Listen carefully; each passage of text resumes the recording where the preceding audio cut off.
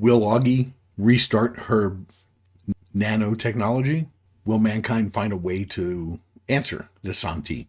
Let's dig in. This is the episode 5 of the Netflix show Three Body Problem. My name is Sean. This is Sean's Take. I'm just going to start off with the spoiler warning.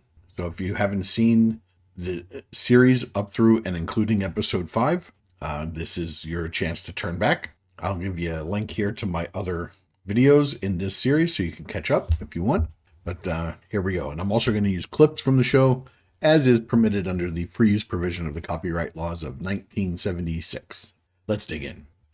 So after episodes 3 and 4, it sort of really started to feel like this show was flattening out a little bit. But boy, this episode ramped things back up for us in a very, very big way. We find out, well, we know that we don't have a name for Mike Evans's followers on the ship, do we?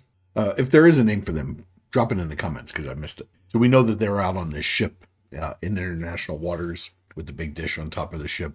And Mike Evans spends his time in his cabin talking to the Santi on a squawk box. And they referred to the Santi, the person or the singular Santi that he's talking to as Lord. And again, I think that's because of not a religious connotation, but like peasants would call the knights lords. So we see Mike Evans, or let me catch back up here. So Mike Evans does convince Augie through Clarence, with Clarence. I feel like his name should be something other than Clarence. Like, it feels weird every time I refer to him as Clarence. I don't know why. It just doesn't seem like a Clarence. Well, Clarence to me is the angel in It's a Wonderful Life. But I digress. So they convince Augie to restart her nano fiber production, which she reluctantly does and does not get the countdown again. So that's good.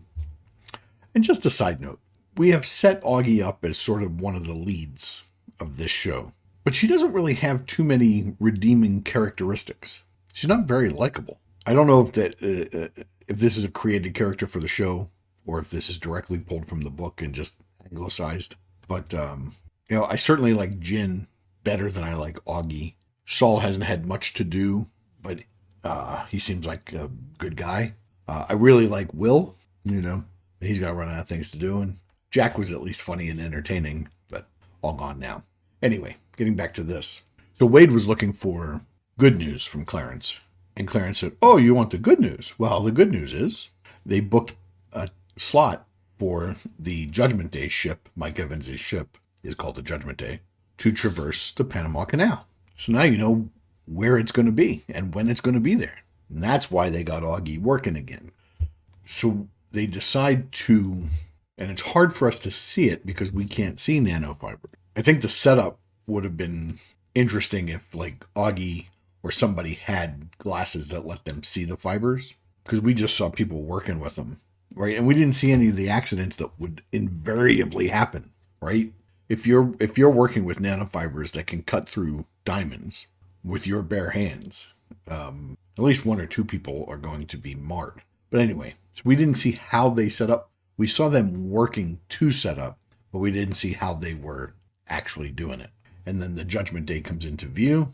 Everybody has this terrible moment where they think that it's not working because the ship is passing where they know they did their work. And Augie says, no, it is working. And they've strung the nanofibers across and the ship is being sliced into many layers as it passes through, which is really a terrifying thing. And they're so fine and they're so sharp that they're not even making noise. I think one of a really good scene is when we see down the hallway, sort of around a person to Mike Evans, but there's all the paper dolls hanging on the wall and they're being cut and then bottom halves are fluttering to the floor and then the person's cut in half. Wow, really, really a terrifying thing. And good for them. We know that there are children on this ship. We know that Augie has a moral issue because there's children on the ship, but we didn't actually see any of the children be killed because we don't need to see it to know it. We did see some gruesome things though. And then as the ship runs ashore or runs aground, and then the layers start to slide apart was really a cool shot. I'm told by somebody that read the books, although I've stopped them before they got into too much detail, that in the book there was a lot of thought given to how far apart to put the fibers to maximize the possibility of not destroying the hard drive, because they could have very easily sliced the hard drive in half or worse. But they dig through the rubble and find the hard drive. I'm saying hard drive because it contains data. The way they showed it hooked up, it seemed to be hooked up as if it was a processor, but then there was storage on it. So it's, who knows what all it is, but they figured out how to hook it up, and they realized that there is a absolutely gigantic file on this device. And then Jin figures out how to play it in the headsets. We go into the virtual reality where the Santi virtual woman explains the plan, that they use all of their resources to build 2 connected sophon, so for a total of 4, right? 2 sets, and 1 set was sent here, and their counterparts were kept by the Santi, and they are entangled. And the entanglement means anything that happens to one happens to the other at the exact same time, no matter how far apart they are. This is believed true in our understanding of physics outside of this book, in our reality. Entanglement does seem, no matter how far, if we have 2 particles that are entangled, whatever happens to one happens to the other at the exact same time as if it's happening to that one. Now they've extrapolated on that idea, and they've built this sophon that can expand and engulf the planet. And this is how they were able to make the stars blink for everybody on the planet. But everything outside the planet, the telescopes and satellites, didn't see anything. It's how the sophon can keep track, or the Santi can keep track of what we're doing and watch everything. And we actually see it unfurl itself around the world, or reveal itself around the world, like the eye of Sauron, staring down at everything. And, the reaction to Mike Evans letting slip that human beings lie led the Santi to believe we cannot coexist, and they project the message on every screen on planet Earth that you are bugs. And that's how the general population finds out that something's happening. The entire sky is encased in a device looking down like the eye of Sauron, and every screen says you are bugs. So that's those are pretty big steps. So we've sort of eliminated the cult of Santi that Mike Evans was leading, but I'm sure that not all of the followers were on the boat. Certainly Yi Wenji was not. She is in custody. I don't know where. Her name just jumped out of my head. The assassin that lit Augie's cigarette. I'll think of it. She's probably not on the boat. We never saw her on the boat.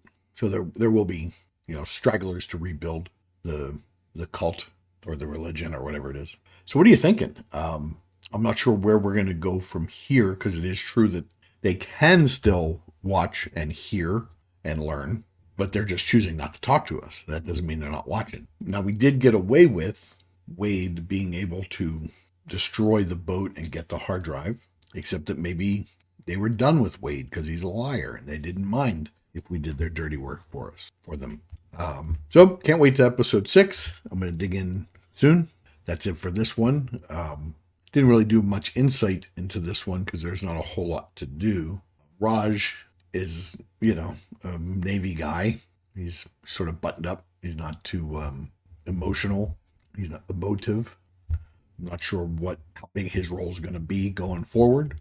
But the fact that he and Augie were there together and Wade was pitting them, I don't trust that one, double check their work. I don't trust that one, triple check her work. Wade's eye on the prize. But I wonder if Wade was able to do this whole thing as a sort of a practice of not really talking about the plan, but just getting the pieces to go. And nobody knows what the plan is, so that it's hard to stop. What do you think? You've all probably seen all of the episodes at this point. So I'll let this one go from here. That's it for me today. This is Sean's Take. I am Sean. I'll see you next time.